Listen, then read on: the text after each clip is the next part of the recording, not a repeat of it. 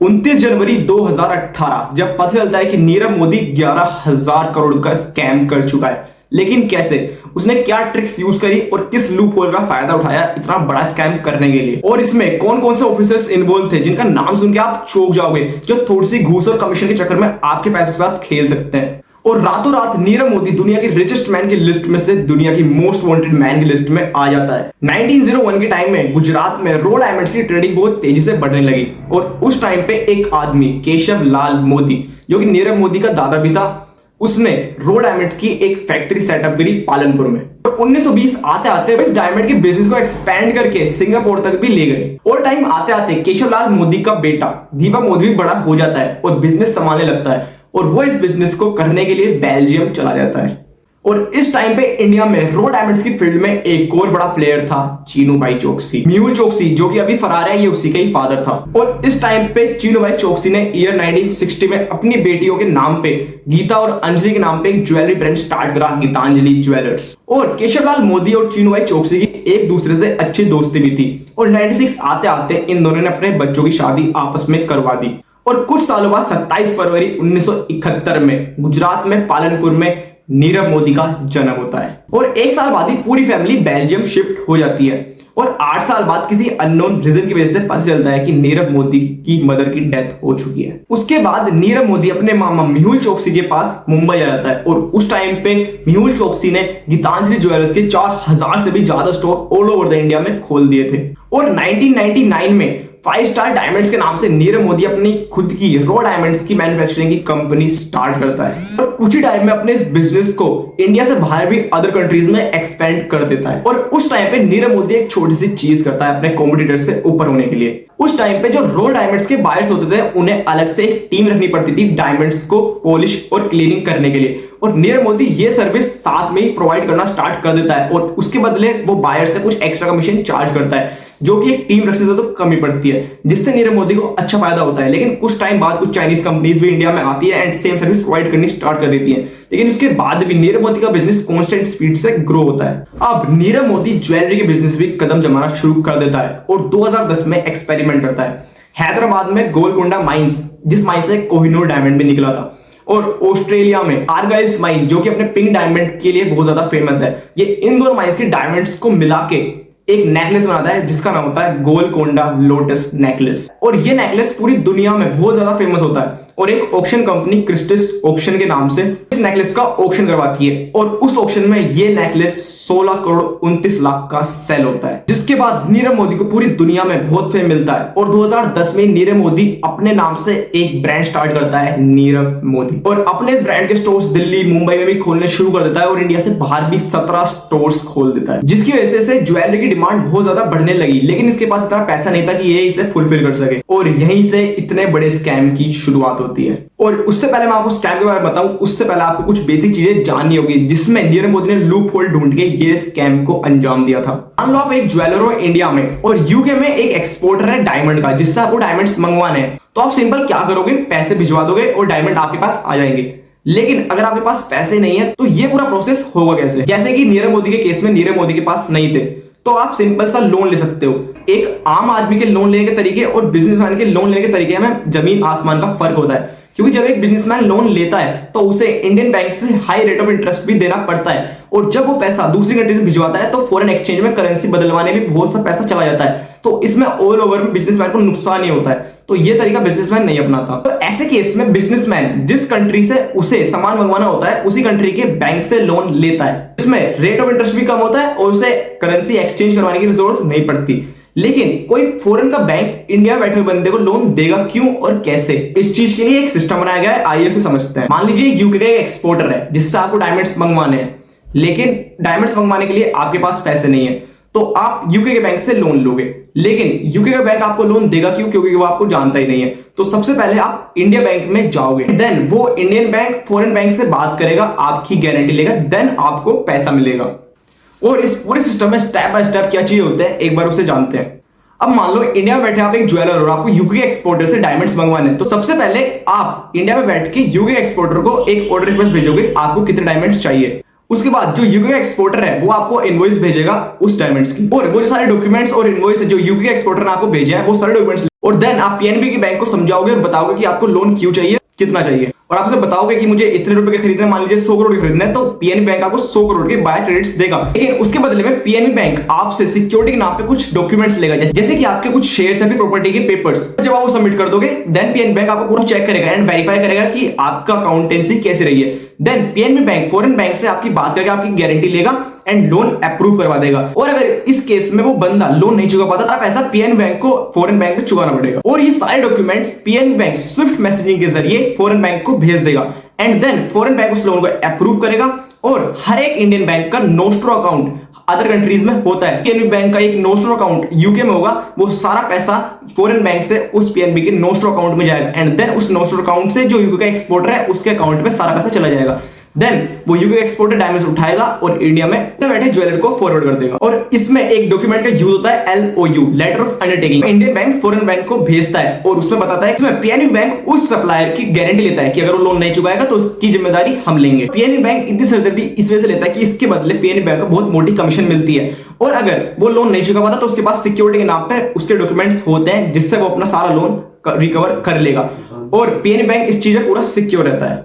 अब जानते हैं नीरव मोदी ने इस पूरे सिस्टम में क्या लूपहोल निकाला और इस स्कैम को कैसे करा। और साल 2010 में मुंबई में एक जगह है कालाघोड़ा, जिसमें नीरव मोदी का एक स्टोर था और उसी के पास में पीएनबी की एक ब्रांच भी थी। ब्रांच में फॉरेन एक्सचेंज डिपार्टमेंट में एक नया मैनेजर आता है, गोकुलनाथ शेट्टी। इसी टाइम पे उस बैंक का एक क्लर्क था, मनोज खरत, जो अभी मैंने सिस्टम को बताया स्विफ्ट मैसेजिंग का, ये इसी का हेड था। ये पूरा स्कैम करने के लिए नीरव मोदी ने गोकुलनाथ शेट्टी और मनोज खरत से बातचीत करना स्टार्ट करा और 2011 आते आते इन दोनों को सेट कर लिया। अब सेट क्या किया और क्या बातचीत करी उसे बताते हैं। अब नीरव मोदी गोकुलनाथ शेट्टी से कहता है कि मुझे लोन चाहिए और मेरी कंपनी से तुम्हारी ब्रांच में LOU के लिए रिक्वेस्ट आएगी, जिसे तुम अप्रूव कर देना बिना कोई सिक्योरिटी के। उसके बाद गोकुलनाथ शेट्टी ने समझाया भी नीरव मोदी को, ये आप कैसी बात कर रहे हो, ये जो सारे रिकॉर्ड्स होते हैं एक सॉफ्टवेयर में, जो बैंक का सॉफ्टवेयर रहता है उस सब में रिकॉर्ड होते हैं। और इसमें नीरव मोदी कहता है कि ये सब जो प्रोसेस होगा इसे आप बताना ही मत या उसमें रजिस्टर ही मत करना। इसका मतलब ये निकलता है कि नीरव मोदी बिना किसी सिक्योरिटी के पीएनबी से लोन लेने वाला था। इसके लिए नीरव मोदी दोनों मैनेजर्स के लिए मोटी रकम सेट कर देता है। अब नीरव मोदी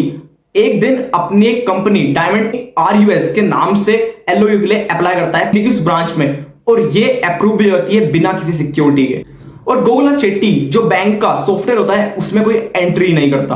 अब आप लोग सोच रहे होंगे कि नीरव मोदी ने जो लूपहोल का फायदा उठाया ये सिर्फ जब तक इसके पास पैसा नहीं था। एक बार इसके पास पैसा आएगा, इसकी कंपनी प्रॉफिट में होगी तो ये सारा लोन चुका देगा, लेकिन ऐसा नहीं था। डे 1 से नीरव मोदी ने ठान लिया था कि वो एक भी रुपया बैंक को वापस नहीं करेगा। जब उसकी कंपनी प्रॉफिट में आ गई थी उसके बाद भी उसने प्रिंसिपल अमाउंट तो छोड़ो, इंटरेस्ट अमाउंट भी पे नहीं करा पीएनबी को वापस और LOU पे LOU लेता चला गया। और अपनी शेयर कंपनीज जो इसने फॉरेन कंट्रीज में खुलवा दी थी वो अपनी शेयर कंपनी से घुमा के इंडिया से बाहर ले जाता, जिसकी वजह से नीरव मोदी ने अच्छे अच्छे नेकलेस और ज्वेलरीज बनाना स्टार्ट कर दिया, जिसकी वजह से इसकी जो नेकलेस और ज्वेलरीज थी बड़ी बड़ी ऑक्शन कंपनीज में ऑक्शन होने स्टार्ट हो गए और बहुत महंगे महंगे सेल होने लगे। जिसमें से एक नेकलेस का नाम था, जिसमें से एक ज्वेलरी थी मोगोक रूबी सूट, जो कि 105 करोड़ का एक ऑक्शन में सेल हुआ। और इन सारी ज्वेलरीज को प्रमोट करने के लिए बड़े बड़े सेलिब्रिटीज इंडिया के और इंडिया के बाहर के भी लाना स्टार्ट कर देता है, जिसमें से एक बड़ा नाम था प्रियंका चोपड़ा। और यूके में ही अपने स्टोर की एक ग्रैंड ओपनिंग करवाता है जिसमें डोनाल्ड ट्रंप के बेटे और उनकी वाइफ भी वहां पे प्रेजेंट होती है। और अब धीरे धीरे अपने स्टोर्स की फ्रेंचाइज भी सेल करने लगा। एक फ्रेंचाइजी 10 करोड़ में सेल करता और उन स्टोर्स पर लगाने के लिए 25 करोड़ तक की ज्वेलरीज देता था। और ये सब करते करते 7 साल बीत गए थे और 2017 का टाइम आ गया था, जिसमें इसने 1212 LOUs ले लिए थे। मतलब 11,400 करोड़ रुपए पीएनबी को गारंटर बना के अदर बैंक से ले लिए थे और सिक्योरिटी के नाम पे इसने कुछ भी नहीं दिया और इस सारे पैसे की जिम्मेदारियां पीएनबी के ऊपर आ गई थी। लेकिन इसके कुछ टाइम बाद एक चीज ऐसी होती है जिससे पूरा स्कैम सामने आ जाता है। 31 मई 2017 को उस पीएनबी की ब्रांच में एक नया मैनेजर जिसका नाम था दिनेश भारद्वाज और गोकुलनाथ शेट्टी रिटायर हो जाता है। और इसमें आगे जाके क्वेश्चन भी उठाता और गवर्नमेंट बैंक के रूल्स के हिसाब से एक ब्रांच में 3 साल ज्यादा कोई मैनेजर नहीं टिक सकता, लेकिन गोकुलनाथ शेट्टी 7 साल से भी ज्यादा इस ब्रांच में रहा। लेकिन इसके बाद भी नीरव मोदी अपनी company solar exports stealer diamonds के नाम से LOU के लिए अप्लाई करता है उसी पीएनबी की ब्रांच में, जिसका अमाउंट था 323 करोड़। अब ये पुराना मैनेजर तो था नहीं, दिनेश भारद्वाज जो नया मैनेजर था उसने कहा ठीक है ये लोन अप्रूव हो जाएगा, लेकिन उसके लिए सिक्योरिटी क्या दोगे। और इसके जवाब में नीरव मोदी के ऑफिशियल जिसने कहा कि इधर टाइप से सिक्योरिटी दे नहीं रहे तो आज किस बात की सिक्योरिटी दें, सुन के दिनेश भारद्वाज के पैर के नीचे से जमीन खिसक गई थी। जिसमें वो नीरव मोदी का ऑफिशियल कहता है कि ये सही है, आप अपना पूरा सिस्टम चेक कर सकते हो, हमें बिना किसी LOU के लिए पैसा मिल जाता है। जिसके बाद दिनेश भारद्वाज पूरा सिस्टम चेक करता है और ये बात साबित हो जाती है। मैनेजर ने अपनी हाई अथॉरिटीज को इन्फॉर्म किया और पूरी एक इंक्वायरी बिठाई और नीरव मोदी ने जो जो चीजें करी थी ये सारी चीज सामने आ गई कि पीएनबी बैंक बिना किसी सिक्योरिटी के एलओयू पास करता चला गया। मतलब अब वो जो सारा पैसा है ये पीएनबी को देना होगा और ये जो सारा पैसा था ये उन्हीं गरीब परिवारों का था जो इंडिया में थे, जिन्होंने अपना सारा पैसा पीएनबी में डिपॉजिट कर रखा था। और 1 जनवरी 2018 को नीरव मोदी अपनी पूरी फैमिली के साथ इंडिया से बाहर भाग जाता है। अब पीएनबी इतनी बड़ी मुसीबत से बचने के लिए नीरव मोदी की जितनी भी कंपनी थी उन्हें मैसेज किया और बताया कि आप सारा लोन चुका दो, हम आपके साथ कुछ नहीं करेंगे। नीरव मोदी का कोई मन था ही नहीं पीएनबी को 1 रुपया भी वापस करने का। लेकिन जब नीरव मोदी की कंपनी कुछ भी डॉक्यूमेंट्स या कुछ भी अमाउंट सबमिट नहीं करती तो थक हार के 29 जनवरी 2018 को पीएनबी बैंक उन सारी कंपनीज को सीज कर देता है और उस सबका जो नेट रेवेन्यू निकलता है वो होता है और इस पूरी चीज में 10 पीएनबी के ऑफिशियल्स पे शक था जिन्हें सस्पेंड कर दिया जाता है। और जब सीबीआई की इंक्वायरी स्टार्ट हुई तो उसे पता चलता है कि नीरव मोदी के कुछ ऑफिशियल के पास पीएनबी के सारे एक्सेस भी थे और जो स्विफ्ट मैसेजिंग का सिस्टम था उसके सारे क्रेडेंशियल्स भी नीरव मोदी के ऑफिशियल के पास थे, जिससे वो खुद ही सारे एलओयूज अप्रूव करवाते रहते थे और हर एलओयू के बदले में जो करप्ट ऑफिसर्स थे पीएनबी के उन्हें मोटा कमीशन दिया जाता था। और 4 फरवरी 2018 को सीबीआई ने एक नोटिस जारी किया कि नीरव मोदी को बुलाया जाए पूछताछ के लिए, लेकिन नीरव मोदी कभी इंडिया आए नहीं, कभी हेल्थ का बहाना या कभी मेंटल हेल्थ का बहाना बना के वो वहीं पे रहा। लेकिन इस टाइम तक किसी को भी नहीं पता था कि नीरव मोदी किस कंट्री में जाके बैठा है। और इस सब चीज के बीच पता है कि नीरव मोदी का मामा मेहुल चोकसी भी 14,000 करोड़ का स्कैम इसी तरह से करके इंडिया से बाहर भाग चुका है। तो सीबीआई ने मेहुल चोकसी के ऊपर भी एफआईआर दर्ज कर दी और 14 फरवरी 2018 को इसमें ईडी को भी इन्वॉल्व किया जाता है और ईडी की एंट्री होते होते बाकी सब चीज तो पता चलती है और जो शेल कंपनीज से पैसा घुमाता था ये सब चीज भी सामने आ जाती है। जैसे ये खबर पब्लिक होती है पूरे देश में हलचल मच जाती है। पीएनबी की जितनी भी ब्रांचेस थे उसके सामने भीड़ लग जाती है लोगों की अपना पैसा निकालने के लिए, जिसके कारण और अदर बैंक्स को भी ये लॉस झेलना पड़ता है। सब लोग अपने बैंक से पैसा निकालना स्टार्ट कर देते हैं। शेयर मार्केट में लिस्टेड 39 बैंक्स में से 34 बैंक्स के स्टॉक नीचे गिरना स्टार्ट कर देते हैं और पीएन बैंक के स्टॉक में अकेले को 20% का लॉस हुआ था, जो कि अमाउंट होता है 8,000 करोड़ प्लस का। और 13 मार्च 2018 को ये जो एलओयू का पूरा सिस्टम था इसे ही सीबीआई ने बंद करवा दिया। और जब पूरे देश में बहुत ज्यादा गर्मागर्मी बढ़ गई तो इस सब चीज के जो छोटे मोटे प्लेयर्स थे जैसे कि हेमंत भट्ट जो कि सारे डॉक्यूमेंट्स को मैनेज करता था, इन्हें जेल में डालना स्टार्ट कर दिया। गोकुलनाथ शेट्टी, मनोज खरत, इन सबको भी जेल में डालना स्टार्ट कर दिया। और नीरव मोदी के फाइनेंस संभालने वाले विपुल अंबानी जो कि मुकेश अंबानी के चचेरे भाई थे, इन्हें भी सीबीआई गिरफ्तार कर लेती है। और जब सीबीआई के ऊपर इतना प्रेशर पड़ता है तो लोग कहते हैं कि नीरव मोदी को वापस इंडिया लाया जाए, लेकिन इस टाइम पे किसको कुछ भी नहीं पता था कि नीरव मोदी कहां छुप के बैठा है। सीबीआई इंटरपोल जो कि इंटरनेशनल पुलिस है उससे भी हेल्प मांगती है। अब इस सब के बाद इंटरपोल भी एक रेड नोटिस नीरव मोदी के खिलाफ जारी कर देती है, जिसमें इंटरपोल अदर कंट्रीज को बताती है कि ये बंदा जहां भी मिलता है उसे गिरफ्तार करके जिस देश में उसने स्कैम किया है उसे लौटा दिया जाए। और कुछ टाइम में 2018 में पता चलता है कि नीरव मोदी फेक वीजा बनवा के यूके में रह रहा है। सीबीआई और ईडी यूके की पुलिस को भी इन्फॉर्म करती है, लेकिन यूके की पुलिस बता देती है कि हमें एग्जैक्ट लोकेशन नीरव मोदी की नहीं पता है कि वो कहां पर है।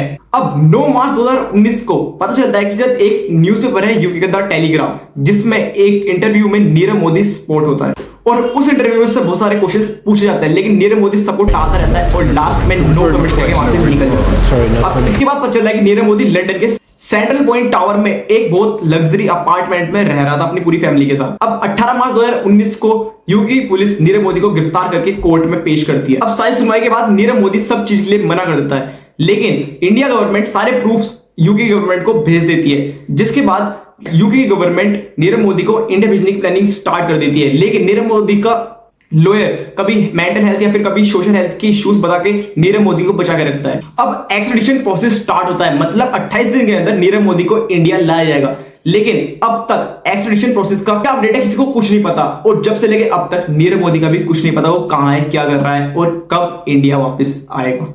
तो ये थी कहानी पूरी नीरव मोदी स्कैम की, जिसमें नीरव मोदी इंडिया से 11,000 करोड़ से भी ज्यादा रुपए लेके इंडिया से बाहर चला गया। सो अगर आपको वीडियो पसंद आया है तो चैनल को सब्सक्राइब कर देना, वीडियो को लाइक कर देना।